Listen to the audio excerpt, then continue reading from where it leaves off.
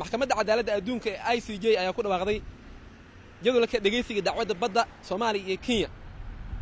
taasoo ku soo aadaysa xilli wafdiga Soomaaliya ku metelaya dacwaddaasi oo hogaaminaya ra'iisul wasaare ku-xigeenka dalka mudane Mahdi Maxamed Guuleed Khadar ay gaareen magaalada Hague ee waddankaasi Netherlands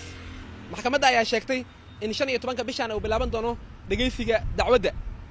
waxaana Soomaaliya laga dhageysan doonaa doodeeda 15 iyo 16 bishani halka Kenya laga dhageysan doono 18 iyo 19 bishan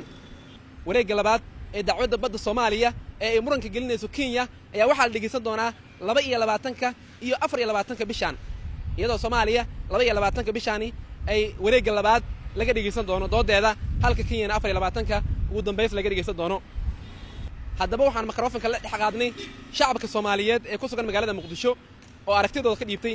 waxyaabaha ay ka rajeynayaan inay ka soo baxaan dacwadda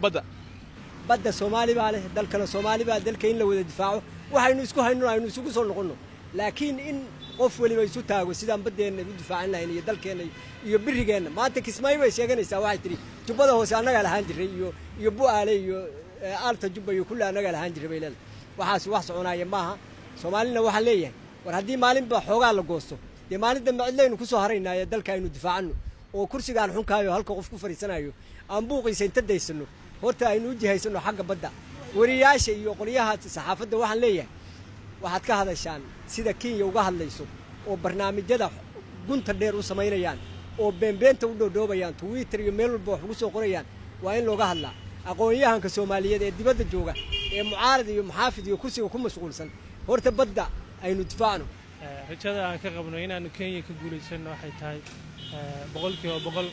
waayo badda inaga iska leh nimankaas waxay wadaan waa qarraac iyo baalkeen marka kuleenu rajo fiican ayaan qabaa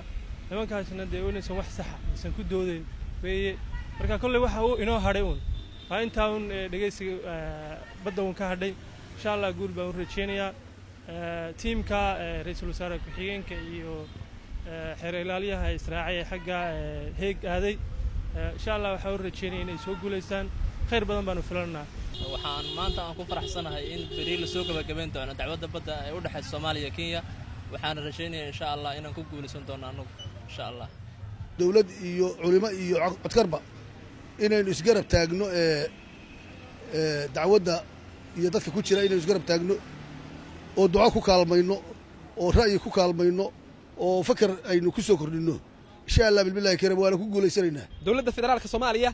ayaa dadaal xoogan ku bixinaysay muddooyinkii ay soo jiitamaysay dacwadda badda Soomaaliya waxaana